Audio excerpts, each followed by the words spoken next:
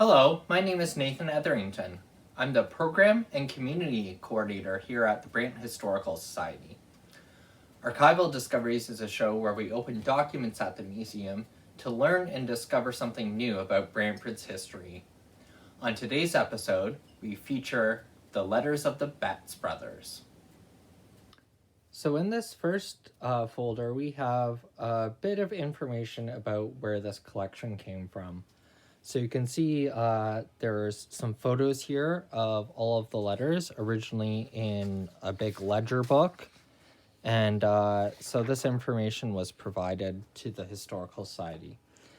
We also see pictures of the two brothers. Frank is on the left there and Will's on the right. Copies of his attestation papers, and these are all publicly available documents now through the Library and Archives Canada website. So if you have any soldier from World War I, you can look up and see all of their original documents. And then some other information on the family, as well as some of the rough details of what happened to them throughout the war. So then next we will look at the actual envelopes that contain these letters. So these envelopes are not as well organized as the other ones. They kind of jump all over the place. So we're actually going to start in the second envelope here. And we're going to start with one of his first letters back. And he's in Valcartier in August. It doesn't say what specific date it is, but this is his first letter back home.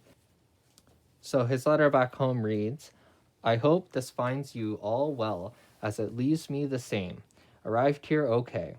We were 24 hours on the train, arrived here Sunday morning at 10 o'clock. It rained all day.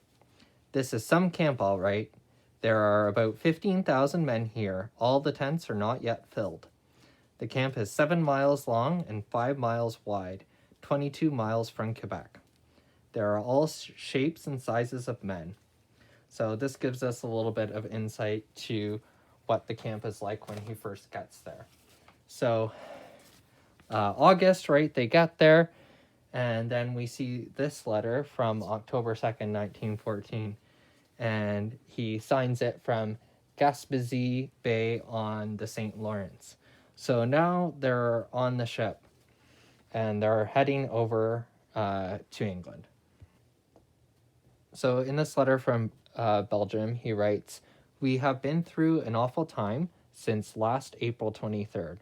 I will try and give you a description of our doings since then. On Thursday night, the Germans broke through the French lines by using bombs loaded with suffocating gases. They come through the place by the thousands, men, women, and children." So it's quite apparent things are happening in Belgium. Things are going very bad, and the soldiers there are having gas attacks. So now we move a little later into July, and in July it gives us some idea of whether they get to see each other. So he starts near the beginning of the letter. "I heard from Frank yesterday, and he's getting along fine." So it appears that they would occasionally see each other, even though they were in different parts of the military. Okay, our last document here is in the envelope, and it describes the latest news from the front. So he writes, "The army has suffered an awful front in the terrible battle of Name Left Out.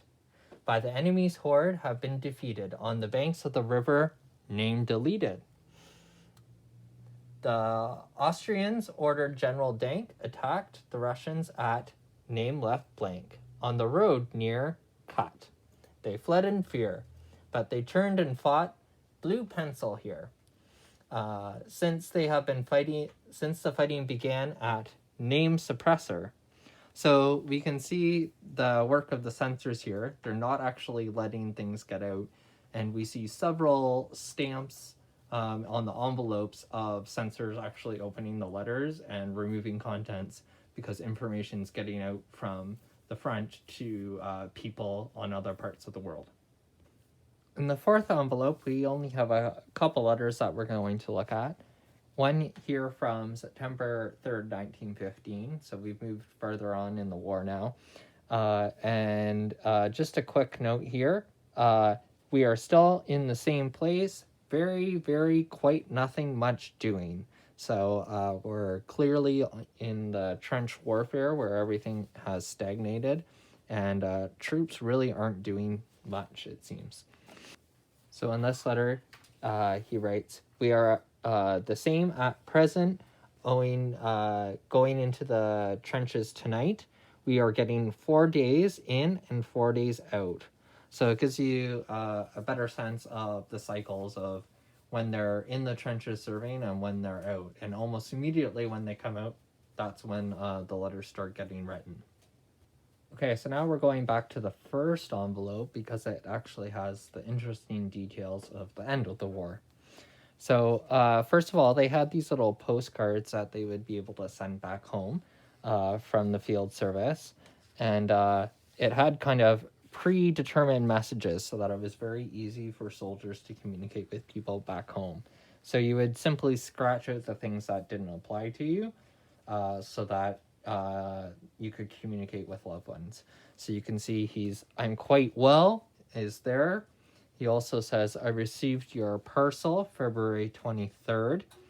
And then he signs it, of course, and he dates it March 22nd, 1916. Now, this is approximately 3 days before he's killed.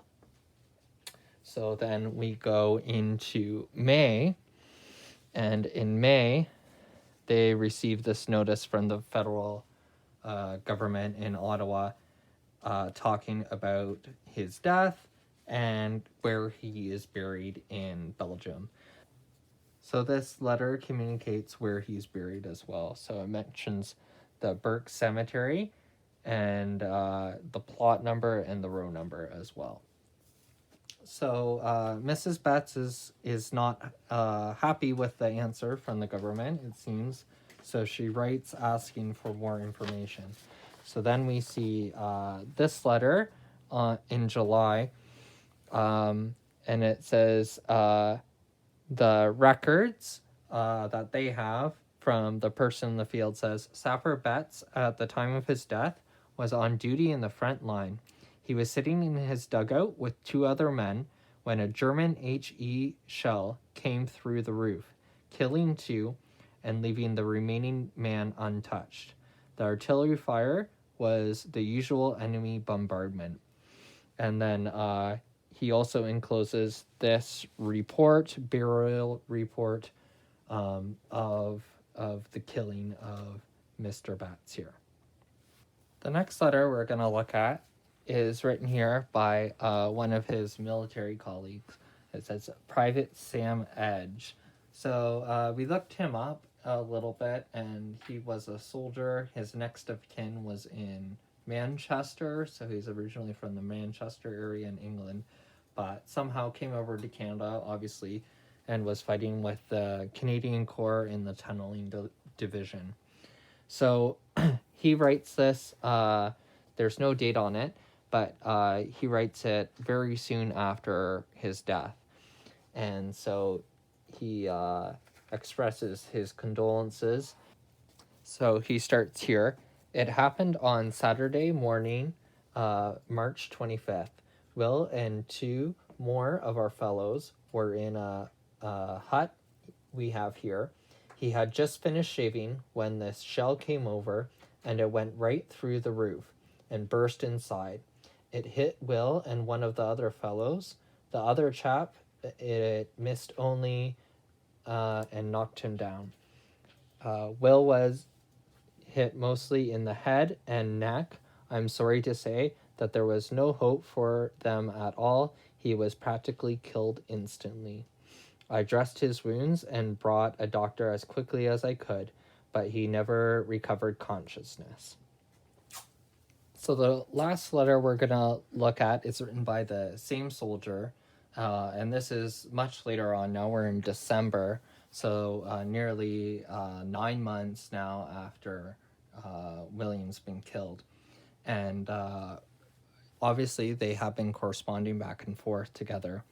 And he writes, I did as I promised. As soon as ever, I went back to the place where Will was killed.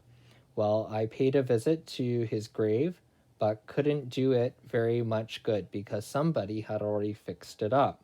It seems that the Canadian Army has so many men going around to all the places where we have done any fighting, fixing all the graves up.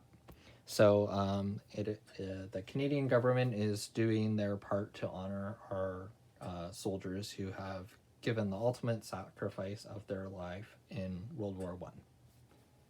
In this first envelope, and in all of the other envelopes, we see all of the original envelopes for the letters as well. So some of them are stamped in Quebec, so you know they're here. They're all addressed to Mrs. A.W. Betts, who lives on Ontario Street here in Brantford, so that's their mother. And then we can see here Frank on the back.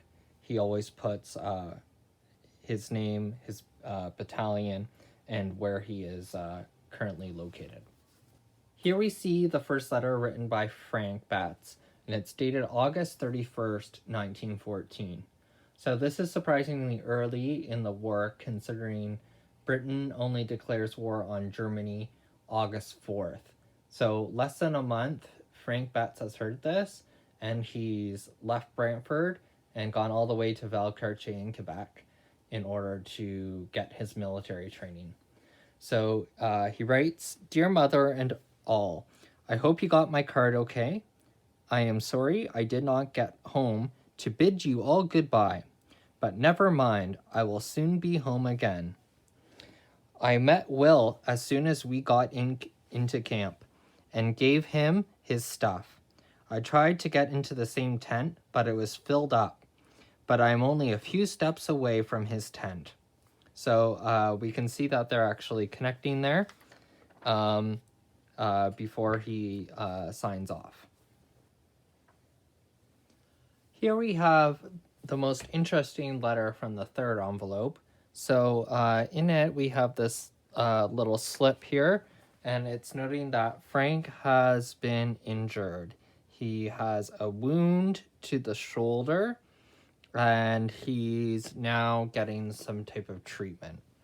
So this is dated April 24th, 1915. So the letter he writes home reads, Dear Mother and all, just a few lines to let you know I am all right. I guess you would see by the papers what we have been doing. I sent you a card as soon as I could to let you know I was still amongst the living. I only got one through the right shoulder on Friday the 23rd, and was lucky I only got that to what some of the poor fellows got. The bullets flew through the air as thick as hail at the beginning of winter. I don't know how Bill came out of it.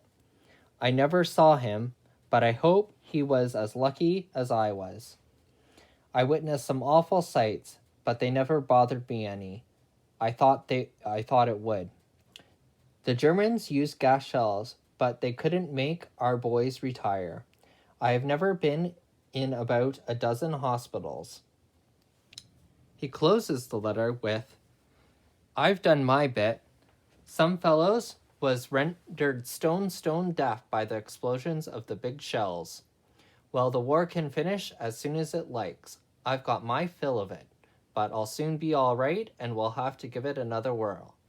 Well, I'll not annoy you any longer, so I'll bid you au revoir. Your brother, Frank. So here's a letter from Frank when he's stationed on St. Martin's Plain, and it's dated March 22nd, 1916. So he's writing back home, thanking them for the letter, as he's going back to the line tomorrow morning.